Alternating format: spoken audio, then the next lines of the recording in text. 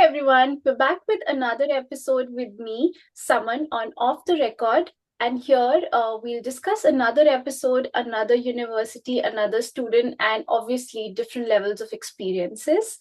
And I'm really glad that I am, catching up on a lot of colleges on the same side of the belt. We've done, the Baltimore County University, we've done George Washington University, and now we head on to the Johns Hopkins University.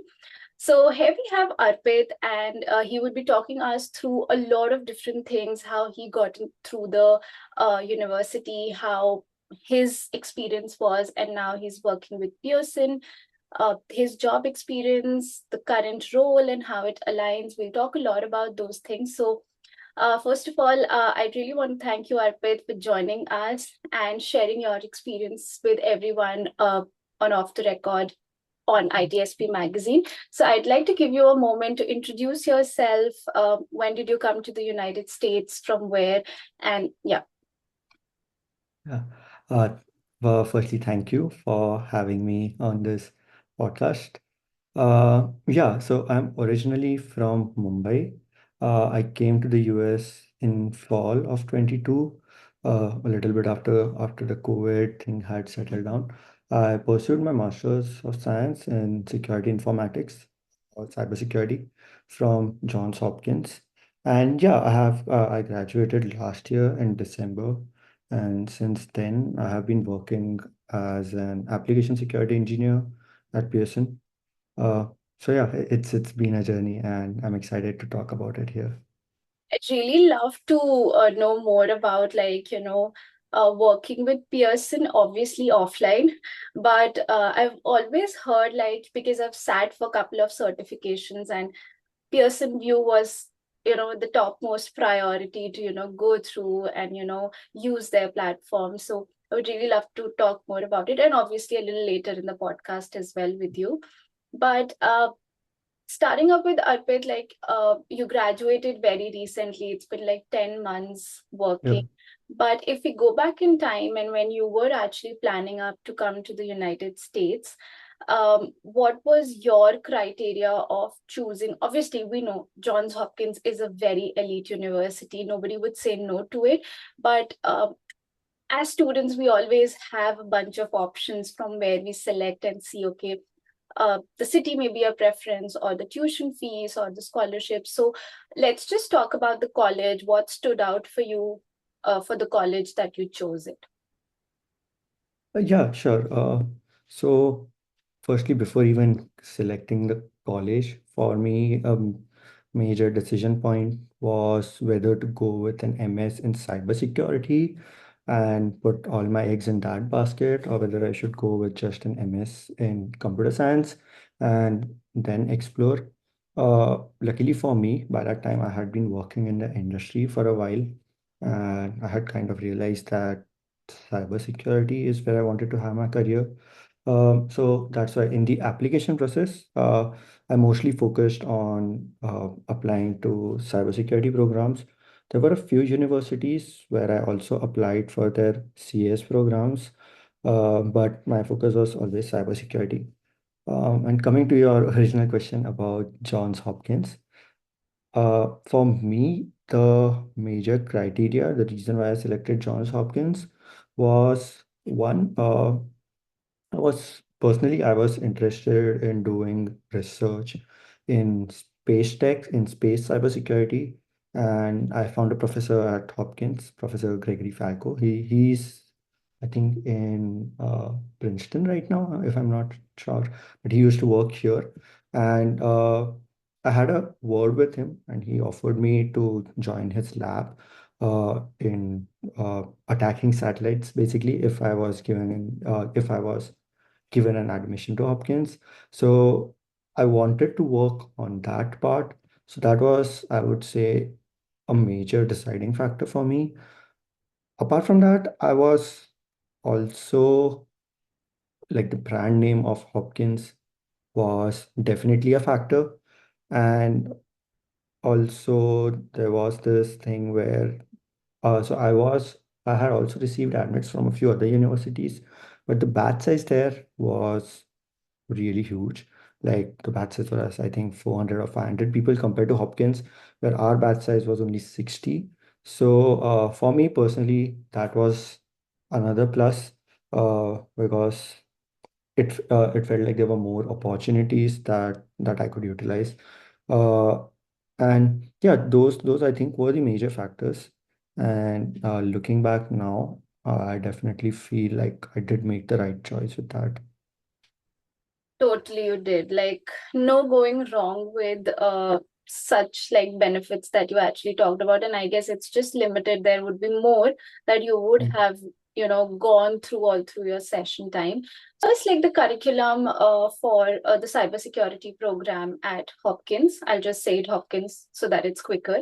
So and there's like a funny story behind it as well. I guess there should be one KT session we have at the end of the program where you tell your colleagues correct pronunciation. Maybe a lot of us may get it wrong, but why not be this a teaching session as well, so we can take that at the end of Yeah, the podcast. But coming back to the point, like obviously Hopkins stood out for a lot of different pointers uh, because of the research program and a lot of other things that it really excels on. How did the curriculum stood out for you as compared to obviously the other college admits that you had? What stood out in that curriculum, like generally, which really wanted you to go for that course and not for the other ones? sure. So when you just look at the curriculum uh, at its face value, I did find that the curriculum was pretty similar to other universities. But when you actually go and talk to your seniors, you will realize that there are certain differences. So basically, everything at Hopkins, you would see it is more academia focused or research focused. By that, what I mean is if you're learning something here, or if you have a professor, then it would be very easy for you to expand upon the subject if you want to do some research in that. Hopkins, obviously, it's known for its medical field. Like Johns Hopkins Hospital is one of the best in the world, and the medical institutes, the colleges are also great. So that you will see here in every aspect. Um, so if you are someone who's interested in medical device security or anything to do with medicine, then yeah, Hopkins is a great choice. Now, personally, for me, apart from medicine, for me personally, space sector was something which was very exciting, and Hopkins does have a lot of that. Like the James Webb Space Telescope, it's operated right from Hopkins itself. There is this Space Telescope Science Institute, so there is a lot of things going around space. So there were subjects in the curriculum which were specific for space sector that I was attracted towards. And apart from that, Hopkins does have some world-class professors like the professors like Matt Green, who are very well renowned in the cryptography and blockchain space. Uh, so all the subjects that we had, they were great. They were taught by faculties who were both in the industry as well as there were people who were deeply into researching exciting new ways of utilizing these.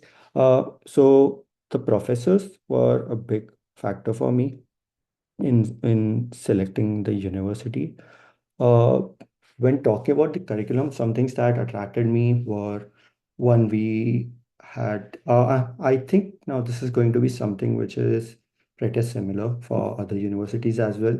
This is more of a general thing, but the way I tried to design my curriculum was I tried to keep a balance of different technologies, different aspects of cybersecurity.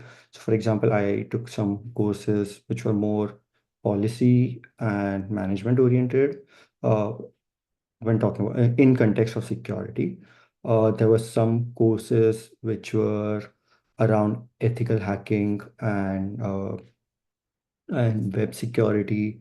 I had taken a few, I had taken a cryptography course. I had taken a few courses on forensics. I had taken a few courses on reverse engineering, on network security.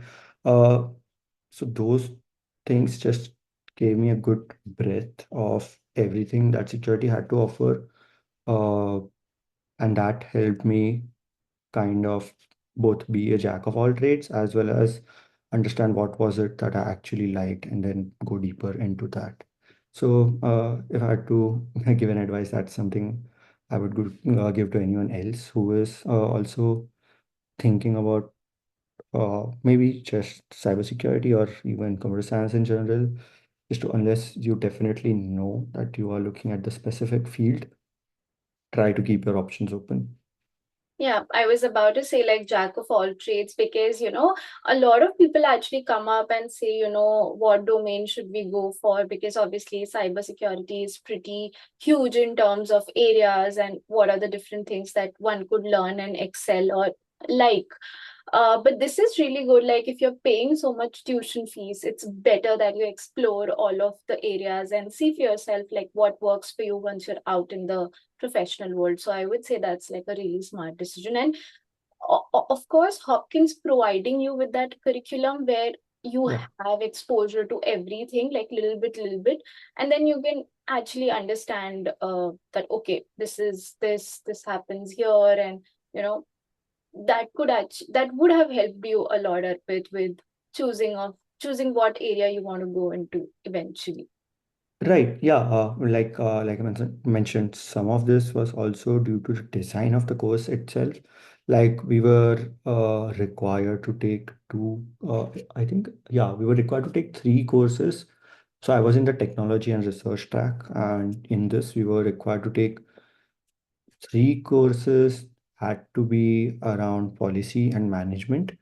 Uh, so just knowing that you had to take those made it easier to select those. Otherwise, the technical courses themselves were so exciting that uh, if it was up to me, I would have probably dropped one of the non-technical courses in favor of Yeah. the technical one. They But just keep it like again, to balance the load, because if you take yeah, more of technical, it would be a little difficult. So they try to balance it with non-tech, like it happened with my university as well. definitely. And by being in the industry, definitely having those non-tech subjects were definitely really helpful. Things like just writing up incident response plans or uh, knowing about privacy laws, Mhm. uh, things of that nature are really helpful now I when I'm agree. working in my job. There was one subject with my university, like in the curriculum, it was on disaster management. Mhm. And we used to actually write like BCP, like for, any private sector. Like there were, certain cases where our professors used to, call up the friends and, give us like certain sections of their private sector, product. And we used to do like the 360-degree analysis. And then we used to write a report, okay, this is missing. We would recommend this to be done. And, there's no, like there were institutions where DR plans were not there. Right. So, it's difficult, to cope up with such places where you have your database just across a tropical place and you don't know anything can happen. So, those were good situations where I actually wrote like DR plans for a government agency. And it was fun, like to, hypothetically think of situations and write it, and just to understand what actually happens when BCP occurs or disaster occurs. Right, even for me, so it's not just hypothetical. So we had a similar subject, cybersecurity risk management, CRM, where we had the same thing. We were supposed to write a HIPAA audit report for a medical institution, and the way we went about doing that, so just doing like an architecture of the entire hospital network, who all the stakeholders were, what's the important data, how it's being secured, backups, right till the point of writing a final report and then presenting it in front of the class. That exact thing. So earlier, before coming to the US, I used to work at EY for a while, and the exact thing that we did in CRM across our semester was the same thing that we actually did with one of our one of our Fortune 500 clients. So just seeing how accurate it was in its portrayal of what you do in the industry was really good. Like if you're someone who is interested in those kind of things about audits, or like you mentioned, disaster recovery plans, writing those up, building those out, then taking such courses would really be helpful. I agree. There's like one more subject that I had. Like these subjects I really liked because they were not more of theoretical portions, but they were like what you learned is what you actually practically apply. So there was a course, I just can't remember its name, but it was more of where you're divided into teams, obviously, and then you choose one product or maybe one anything that's operating currently, and build up the architecture for it if you are building for it, Right. and then see what model they are actually following and how safeguard their data is and how they're actually processing all those things. So I do remember we had different situations, but my team actually chose, there's like a grocery run app back in India that's called Blinkit. If Hmm. anyone not knows, so Blinkit has this thing that, we deliver everything in 30 minutes, like anything with there in, 30 minutes or maybe lesser, I guess. I don't remember it now. It's way past 1 year.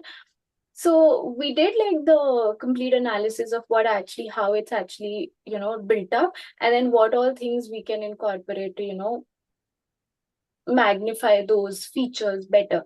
So these activities actually play really a role here where you actually understand things and then you get out in the world and apply it. And that's what I guess the curriculum for you also provided. Right, right. Not exactly the same, but we had a similar subject called SVA, which was software vulnerability analysis, Mhm. which I felt was really cool. So some parts of it was similar to what you said, where we took an existing application and then kind of understood how its architecture worked. We took open source applications, so it helped having the access to the code to see how it worked. But moving further into the course, we actually kind of like reverse engineered those retro games that we had in consoles, like the Metashi consoles and things like that. Oh, nice. Yeah, we reverse engineered those games, exploited vulnerabilities in them, Mhm. hacked them. So that course was both extremely fun and very technical. Like I've learned more in that one course in 3 months than I had in like I three agree. years before And that. I still remember in my first semester, like the first fall semester, I had a subject where, we were given like a safe, closed environment and we had to perform multiple attacks in that environment, limited to the data we have. Right. And that was by far the best. Like you do those attack, and then as part of getting the grades, you have to replicate the same attack in the class on a presentation mode in front of your professor, and you do those attacks. Or, day one, you had to do those password attacks, so you know how Mhm. to generate those passwords. So that was really amazing for me to know, like it's cracking the password from day one of my fall Right. semester, and it cracked it at the end of the fall semester. So, that was technically our assignments to, Mhm. do and submit it and maybe like extra credit or anything of that sort. But those were the instances where everyone actually understand, okay, this is security onion, this is how things work up here. And, when we talk about things like client server, there actually you understand better who is who and what are we actually doing it. So those were the sections, like how the curriculum really helps you, like it's just not understanding, okay, this is DDoS attack and this is how it happens, but they actually give you those environments to practically make it possible, like do it for yourself. Like we have that zone where you're not using any public data, it's just a safe space where you can do those things. Right, right. Yeah, I have many such incidences. at Hopkins where we were allowed to do such things and even encouraged to do that. So I definitely agree with you. That's perfect. And I guess on this lens, we've not had so far any conversation with any guest like about the curriculum, because this is pretty much really an expanded curriculum where you have the theoretical plus the practical knowledge, and obviously you can hop on, hop off on different areas and understand what it is and get idea of it. So I am totally like sold. Like if Right. I were you, I would have gone for it totally. So great decision.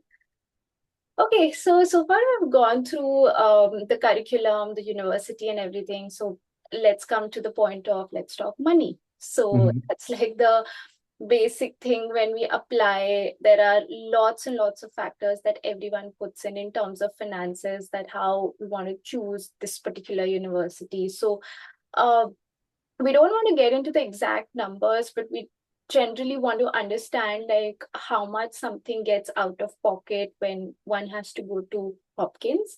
And also, the second part would be majorly to talk about, are there any sort of scholarships that the university provides, or you still have to apply it on your own, or is it merit based? So we want to understand how was your process at your time, and then obviously the finances, how much is expected out of pockets. Right. So for our course, the I-20 requirements were, if I remember correctly, around $80,000 were the I-20 requirements, and the actual costs were somewhere close to that. It kind of depends on how you space out your subjects. If you're a full-time student or a part-time student. If you're a full-time student, then it's a flat, I think $30,000 per semester. And then if you're a part-time student, it depends on the number of credits that you're taking. So if you're coming to Hopkins, then trying to plan that in the best way possible so that you maximize the number of courses that you're taking in your full-time semesters while also not overburdening yourself. That's a key. I'll talk a bit about the strategy I followed when selecting subjects later. But talking about scholarships, I'm not like there are definitely scholarships at Hopkins.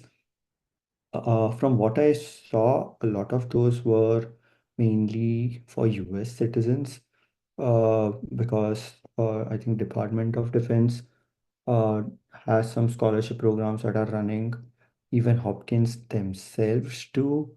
Uh, but mostly when it comes to international students, me personally, or I don't even know anyone else who received any sort of scholarships from Okay, Hopkins.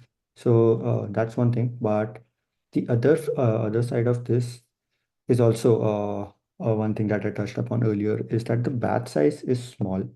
So the research opportunities that you have here are relatively huge. So almost everyone in my batch, me including, were able to land an RA role in the first few months, or definitely by the second semester. There are also some on-campus jobs that are available, but doing RA would definitely, if you're able to get an RA, that would definitely be a more useful uh, use of your time. And it paid enough that it took care of my general living expense, so that the only thing I actually had to pay out of pocket was the tuition fees.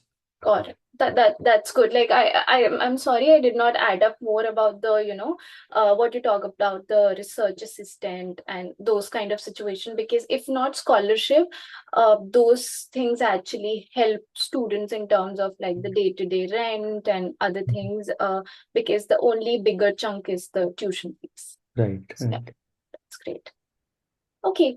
And in terms of like when we talk about your application, like when you submitted it to Hopkins, Mm-hmm. I know it's pretty like a flashback memory, but Mm-hmm. anything like we know that one has to send LORs, one has to send the SOP, and those are the common things. But apart from that, did Hopkins ask for anything, different, like in terms of like a video interview or an essay, like a separate essay from SOP, Right. or maybe like the test scores, anything of that sort? Uh, If you don't remember, that's also fine. That's totally good. yeah, no, I just don't remember whether GRE was required at that time or not. Mhm. The English scores are definitely required. Okay. Uh, they had suggested us to go through some third party for conversion of our Indian exam scores to something that Okay. to a US format. I don't know what that third party was, but I didn't do that. I just sent my transfers. Before that, I had asked them on email, Mhm. asking whether it's required or just recommended. And they said it's just recommended, but you can send in Oh, your regular official transcripts. So I just did that. Apart from that, I think Hopkins also required us to send, so we had to give our SOPs and LORs. correct. But Hopkins also required us to send one video essay Okay. talking about the same thing, why we want to join Hopkins and how it Hmm. would us in our career. Got So it. yeah, those pretty standard stuff, just these one or two extra things that were required. Yeah, because the question that I like, my motive of asking this question was because you mentioned like your class strength was smaller. Yeah. So obviously they're trying to like trim down on people. So there Mhm. has to be something that they're trimming it down. So maybe the video, the thing helps them to actually filter out people that, who they want to Right, go that's into. definitely possible. Yeah. Okay, so when is your like the program usually starts? Is it like always a fall start, or like it starts in other times as well, or it's like a strictly fall course, or it starts in spring or summer as well? No, Intake wise. it starts both in fall and spring. Okay. From what I saw, most people do join in fall. Okay. But here it doesn't really matter. Like you can start in spring as well. Okay. Okay, great. So you said you wanted to talk about choosing the subject. So do you want to like talk about it? You Oh, just mentioned, yeah. yeah, yeah, sure. Uh, so when we spoke about fall or spring, Mm-hmm. I think one benefit of going for fall is so some subjects are only available in fall, some are only available in spring, and some are available throughout. So the choices that you have are more when you are more in the fall semesters. So generally here at Hopkins, people finish their courses in 3 semesters, uh, maximum 4. But most of the people I know, they finished it in 3 semesters, mainly because of the costs that are involved. So what I personally did was, so for completing a degree, you need to complete 10 uh, courses. I think it was 40 credits or 30 credits. I'm not sure about the number of credits, but it translated to 10 courses as well as a project, a final project that you had to do. So for me, what I did was in the first semester, I took 5 subjects. Uh, in the The Lord, Arpit. Yeah, so the reason I did that was okay. So even when it comes to selecting these subjects, uh, what I did was, and what a lot of people do, is I selected more. Uh, I think I selected 4 technical subjects and 1 management subject. So generally, the workload for the management subject is a little bit on the lower end. So let's say it's like a 4.5 subjects, and I had a RA alongside that. So most people do 4 subjects, and then in the next semester they do 5 subjects. I did it the opposite way around. Uh, in my second semester, I took 4 subjects, as well as I tried to complete my capstone. So I completed my capstone project in the second semester itself. The reason for doing this, and in the final semester, I just took 1 management subject. So the reason for me personally to do this is, like I had mentioned, one was cost. So if you're taking anything more than 2 subjects, so 3, 4, 5, subjects, you end up paying the same. So I wanted to maximize the number of subjects I had completed in the first two semester. Uh, you don't need to do that. You can also do 4-4-2. Uh, that also works. In the second semester, I wanted to get done with my capstone so that I had like one full semester where I could do either like a internship alongside my uh, classes, and I could also focus a bit on looking for jobs. So that was the reason I aggressively tried to keep my last semester as light as possible. Obviously, So and job yeah, switch as well. yeah. So it definitely worked. Uh, it was a bit hectic Hmm. to complete all these uh, courses. But again, we do have a good amount of time. Like if you want to drop a subject, you have, I think, a month or 2 months since your program starts. If you feel you are overexerting and you want to drop any subject and then take it up later. So, uh, like it was a safe bet to go with that. And because of this, like in my final semester, I was able to just continue the internship I was doing over the summer. I was able to continue that into a part-time internship in my final semester as well. So that gave me a good amount of like continuity and experience. And then I was just able to, after graduation, I was able to just convert that into the full-time job. And obviously, you had a great summer with your internship and then Yeah, converting because you had not much of the subjects to do. It was more of right. a interning time and learning and putting Yeah, up everything what definitely. you have Yeah. learned. I So didn't that's really have to think much about my capstone project because it was already done. correct. So this was the way I did it. It's definitely a bit more hectic towards the beginning. But you can also do, like, you can maybe start with this, but if you feel that it's becoming too much, you can maybe drop a subject and do 4-4-2, Okay. which is what a lot of people do. I guess it's a fair idea, I think so. When you come here, um, you're here for the studies, so it's better you take more load and get things done early. Had it been I would have been at your place, I would have done the same, maybe like taking up maximum subjects at the starting so that the last semester I'm like pretty much open with the current job scenario and everything. Because rather than chilling around in the first semester, that would really become hard to actually put yourself out for second and the last semester, because your chill period would have made you so lazy that it would be difficult to take maximum subjects in the next two semesters. So it's better like start being tough on yourself from day one, like to take maximum and then maybe relaxing at the last semester, like what you did. Right, and I mean, it's also a bit about strategizing. Yeah. So, for example, for me, so if you end up taking too many subjects, but then you're not able to do good in any of them, then too, it's You have not a to make good a idea. balance. I guess the Yeah, four subjects should be in a way that at least you're able yeah. to manage. So for me, for example, I had talked to a lot of seniors before deciding which subjects to take when. So let's say in the five subjects that I took in the first semester, one was a management subject, CRM. So I looked at its curriculum. It seemed similar to the work I had done already at EY. So I thought it would be relatively easy. It wouldn't take a lot of effort. So that was one subject down. The second subject was space systems, cybersecurity. This again was so the same professor at whose lab I was working, he was the one who was teaching this.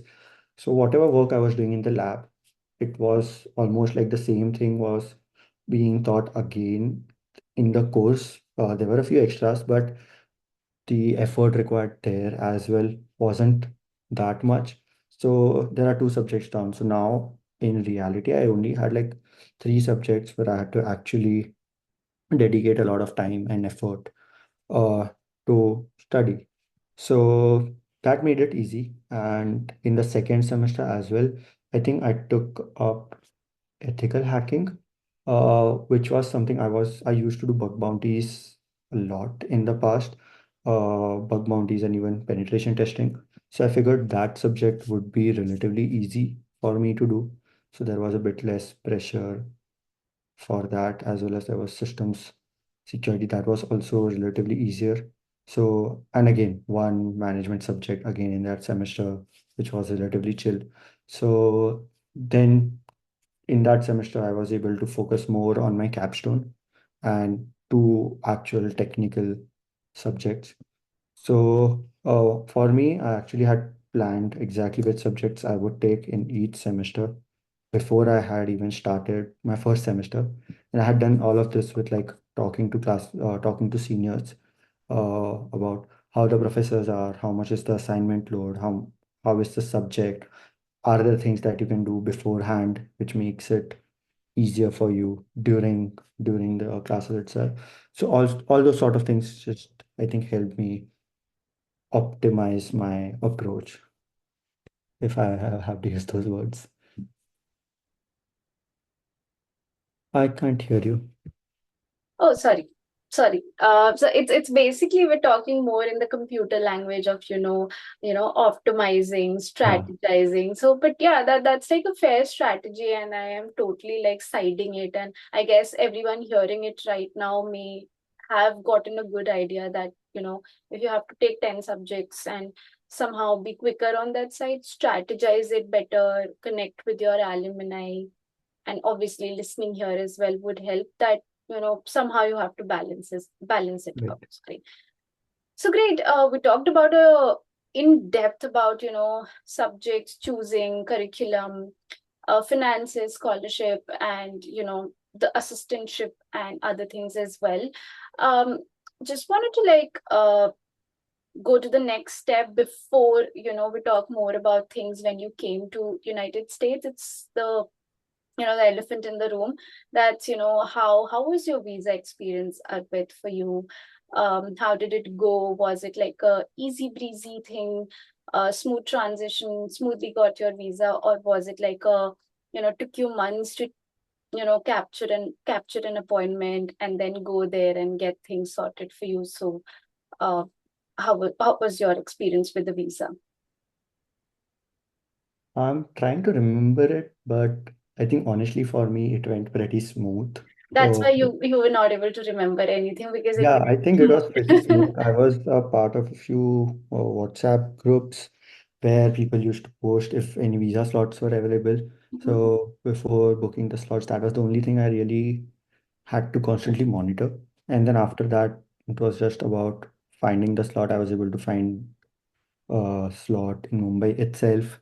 Mhm. And the visa interview was also pretty straightforward. I think I was just asked one or two questions. Like, I think the interviewer just saw my I-20. He's like, oh, Johns Hopkins, Maryland. I'm like, yes, Maryland. And that's, I think, all I remember from the interview. It maybe got over in 10-15 seconds, so there was not a lot there.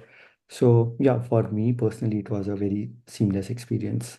Great, great. That's great because I've had really bad experiences with visa appointments and Yeah, I have everything. heard. It was pretty chaotic. Like my flights were booked, but a week before I had my visa interview. So I was just manifesting it to the core that I have to get it approved. Like everything is all set. It's just this interview, like resigning from the job, booking flights, the orientation is on head for the college, and you're still interviewing for the visa. So that was like a panic point or time, but eventually things happened good. So, Yeah, but yeah, it was really difficult to find a slot. I found it first in Bombay, but then eventually I rescheduled it back to Delhi because I got one and I did not have to travel that far because Delhi being the nearest yeah, place. makes sense. But yeah, it was really a circus at that time. I must tell you, it was really bad. Oh my God, like another level. I've heard horror stories of people who had to go to I'm one of other them. countries to get visa interviews. So yeah, I was definitely one of the lucky ones. But that's great. That's great. Not everyone should go through the same experiences. But yeah, we talked about a lot about before coming to US. Just giving you a moment here, how was like once you landed in Maryland and moved to your obviously the place that you had planned before? How was the first few days or the first few weeks transitioning to a new country? Sure. I think for me, on landing itself, if we are talking about that, two biggest things were one, I think we reached Baltimore at around 8 and it was still sunny. So that was pretty weird for someone coming from Mumbai Yeah. that like sun was up in the sky at 8 and at that time it felt like there was literally no one on the road. Like all the roads were empty. So it was really silent. Like I was not used to that much of the silence in the beginning. But now it definitely feels very pleasant. Now Peaceful. when you go back to India, you just hear more. It feels like you hear more, like about all of this earlier. Uh, but yeah, in terms of differences when coming to the US, those are two main things that I can remember. Mhm. Apart from that, personally for me, and I mean, I would recommend this to anyone else also, if possible for you to do, is so few small things were when coming here, we had pre-ordered our mattresses Oh. and like Wi-Fi because reached here late at night and first itself we had our house where we were supposed to stay. A lot of people get a hotel and then it's a non-issue, but if you are coming directly to your apartment and having those two things are definitely helpful. For me, one of my friends who had come to the US earlier, a year before me. He had come to help us set up. So that definitely made it a lot easier for us. So if possible for anyone, that's something I would definitely recommend. If you can have a friend come in and help you. And if not a friend, then maybe some senior from the university whom you talk to, if anyone is uh, willing to do that. That smoothed out a lot of the initial hurdles for us. The biggest thing being here, you need cars to go anywhere. And most of us are coming, we are coming from driving on the left side of the road to the right side. So it's not something you can do on day one. So having someone to show you around uh, about the US in general. So getting our SIM cards, getting our bank accounts, showing us where to get groceries, Indian groceries, what are the good brands, what is cheap, what is expensive. Like if you go on day one to Walmart and you see like milk for $3, initially you'll convert everything to rupees and everything will look expensive. So you won't have a frame of reference. So just having someone in the initial few days to help you set up, that's like I was really lucky that I had a friend to help me with that. But if that's not the case, then you can definitely join the like all colleges have groups for new students Mhm. where there are some seniors, so you can join those and you can ask as many questions as you want there. Or you can, as I said, if you have some senior with whom you talk to or someone who is local to the area and just having them show you around uh, things about the US in the initial few days is definitely helpful. Yeah. And then after that, you'll easily get settled in a Yeah, you have to actually. And I remember like my university had this thing that they started up this volunteering program to pick up the students, like the incoming Mhm. students from the airport, like give them a ride to their places. And I really loved that because the airport from my place back in Atlanta was pretty far.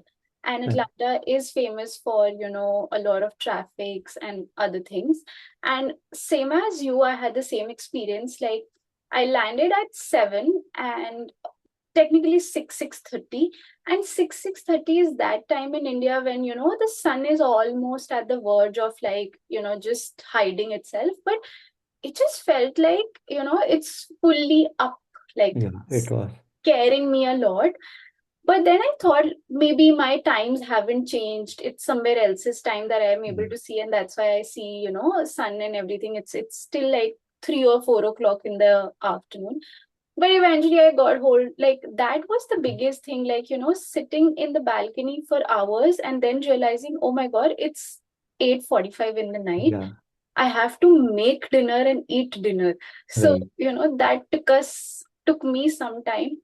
And then since I reached late, I had a lot of help from folks in terms of like bank appointments, grocery shopping, and I would totally agree. Like, I did not even understand the difference between a lot of, tomatoes and, different types of them. And I was like, which one are we buying Yeah, it? like there are just so One, many options here. yeah. You have milk, you have like whole milk, 2% milk. Then you have all these non-dairy options. Correct. Like I was really lost for a moment that which which one should I buy? And in my head, I'm already like converting everything like $3, $4, Right. $1, 99 cents, and everything of that sort. And yeah, it took me ages to actually understand what is like quarter, what is like dime, Mhm. and other things. So yeah, it's always like a mixed feeling, but then we eventually sustained here, loved here, and now we know everything to what one day we were just thinking what to buy, what not to buy. So it's a long journey, but it was a great experience, and so was yours Yeah, as well. same for me. Yes. It took you some time to settle up your room and you know Yeah, I am still doing that. I'm still in the student mode.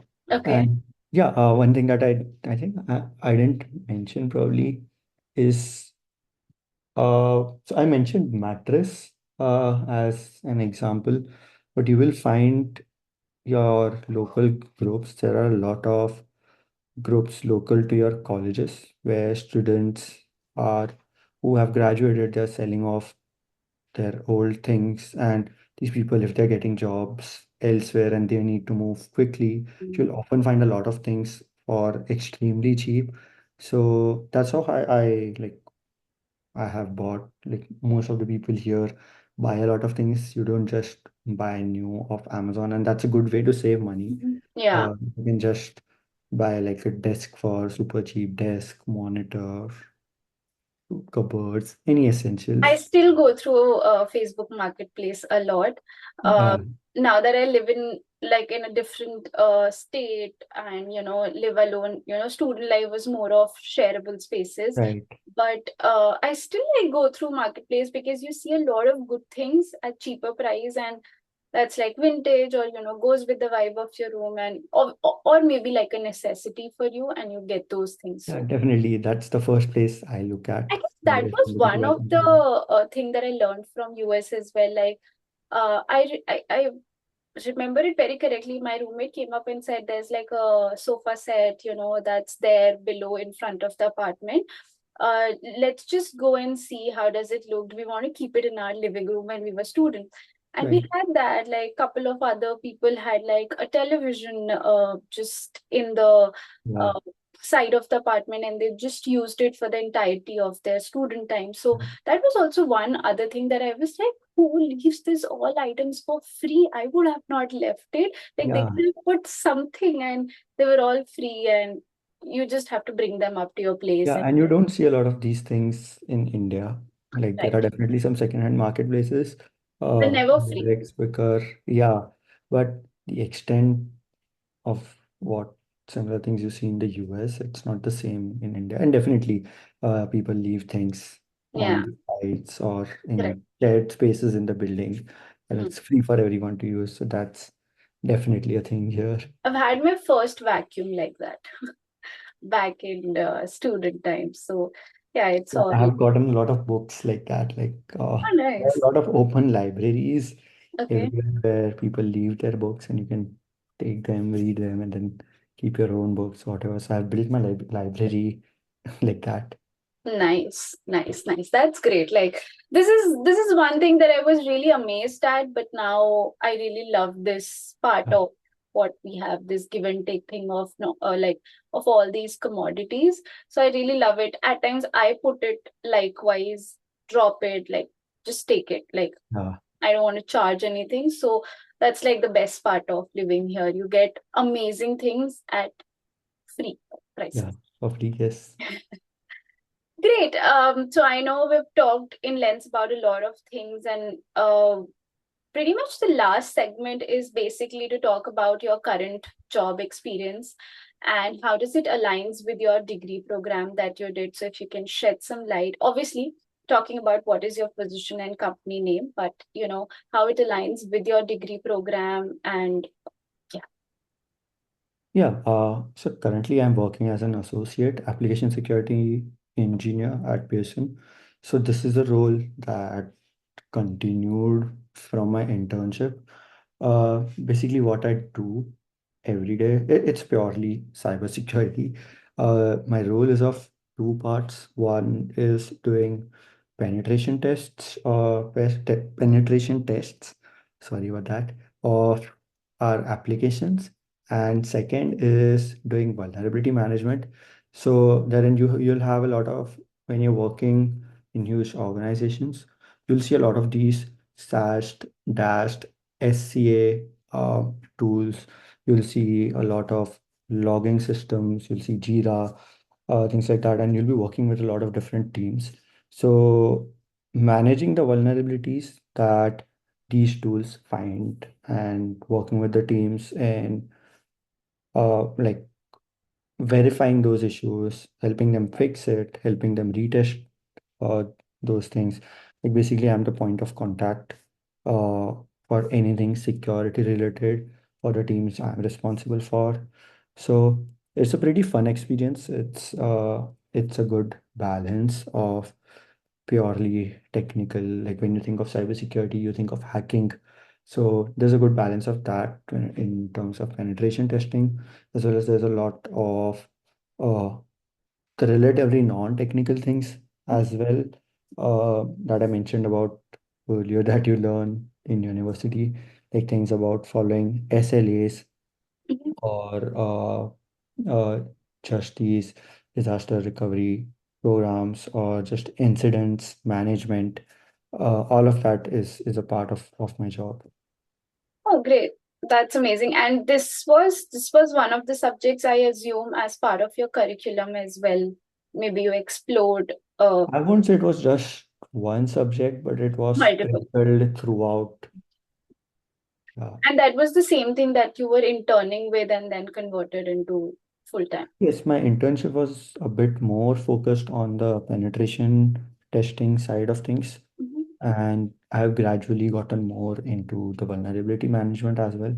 Okay. So I think that would just come with time in That's similar amazing. That's roles. amazing and really nice. Like, it's been 10 months, like, um, of learning, and obviously, like, I really feel happy when somebody's internship gets converted into full time. Like, Yeah. we now hear it pretty less as compared to how we used to hear it previously. But that's amazing that, things worked out. And I know because the job situation is pretty thin for a lot of people, but I'm really glad things worked out for you. And obviously, you are really meritorious, so things will be worked out for you. So that's great that you're working with Pearson with a lot of experience. We come now to one more question. I guess that's more on the fun side of things. Uh, if you, Arpit, can give us a like overview, like a quick thing of any sort of community experiences that you were part of as part of Hopkins, Mm. like any clubs, any societies, like apart from your busy schedule and the RA ship and the capstone project, were there any activities, societies, clubs that you were part of with the university? Uh, yeah, there are definitely certain clubs, certain societies like that in the university. I personally wasn't a part of any. I would have loved to. I was pretty active in such societies in my in my undergrad, but I wasn't able to do that a lot here at Hopkins. Which if I had to change something, it would be that. But yeah, Hopkins does have good, vibrant community. There there is this tutorial project where you are doing volunteering uh, with kids, like teaching them basic Oh, math, nice. English, science. There's that. There are certain sports that I don't know of anyone from Masters who is on the sports team. Okay. Uh, yeah, I guess you people were the busy ones. I guess so. You have to get a lot done in a short I time. can actually agree, like 10 subjects cannot allow actually anything apart from covering them. Yeah, but in terms of community events, our college had this IGSA, which was Indian Graduate Students Association. So that hosted a lot of events. So a lot of our festivals, we had Diwali, Puja, and Navratri Garba, uh, and celebration of Holi. So that was pretty good. Like that gave a good sense of community. There are a lot of things constantly happening Okay. on campus. Mhm. Like there are drama teams, there are debate organizations. All of these are a factor, are a thing that's available here. So if you are motivated, if you have the time to do that, Yeah. I would definitely recommend that you should look into those. You should at least Mhm. uh, go for it, see if you are able to give some time to it. There are also a lot of like technical chapters here, you have VSIS is pretty active, which is Women in Cybersecurity. Yeah. Yeah. It's pretty active in our university. There are a few more such organizations. I don't remember them at this point, but there are a lot of Mhm. such organizations that you can be a part of. That's amazing. Like, that's everything actually there. It's just if you can, make time, like the college has a lot of things. That's great. And Arpit, do you want to like shed some light on your college pronunciation, like that I went wrong with, and obviously you learned it as well on your orientation day. So do you want to put it out on the podcast, like what's the correct pronunciation so that nobody gets wrong with it, if by any means they are unintentionally? Yeah, this is just a thing that a lot of people do. I think almost everyone, when reading the college name the first time, they would do this mistake. I did it. You did it. I did. So it's not John Hopkins University. It's Johns Hopkins. Okay. And yeah, we were told this on the first day of our orientation itself. So yeah, there's just that. That's great. Like a lot of things share, and this was, I'm happy that you corrected me, or else I would have gone wrong all through the video. But that's amazing, and that's a good learning for all of us. Obviously, about the college curriculum and also about the college's name. It Yeah. sounds easy, but somehow everyone just misses it. So thanks for that. And I wouldn't have minded that, but people in your comment section definitely I know. would have pointed it out. Yeah, like people like full-time lovers of Johns Hopkins, they would have done it. So thank you so much for saving me from that. And one last thing before we wrap up is as you know, as part of the alumni section, do you want to give out any, advice to the future incoming students as a senior and as a graduate person from the university, any advices that you have to give out to the future students? Um, just like a few random pointers Mhm. that I can point out. One is if you're talking about cybersecurity, if you are anyone who is interested even a little bit into things around the medical community, then I don't think there's any better place than Hopkins for that. Uh, you will see that as a backdrop everywhere in all subjects. Anything that you do, there is this strong presence of the medical industry. So if that's you, then this is the best place. Apart from that, you'll hear a lot about Baltimore itself, like Baltimore being unsafe. Uh, that is true to an extent, but places around the campus, they're very safe. We have this campus security that's constantly doing the rounds. There is a perimeter set around campus. So if you're living inside that, then it's going to be very safe. And even outside that, there are just a few areas that you have to avoid that you'll know when you talk to seniors or when you come here. But uh, that was a thought for me before coming. But honestly, I wouldn't think that you should worry about that. Like if that's a factor for you to choose between Hopkins and any other university, then it shouldn't be a factor. You can talk to senior, you can message me. if you want to know like what areas are good, what are areas you want to avoid. Uh, and yeah, talk to seniors. People here are very helpful, uh, both in terms of these subjects that you have to take, the places where you can get stuff, apartments, anything that has to do with coming to the US. And yeah, I mean that would be pretty much it.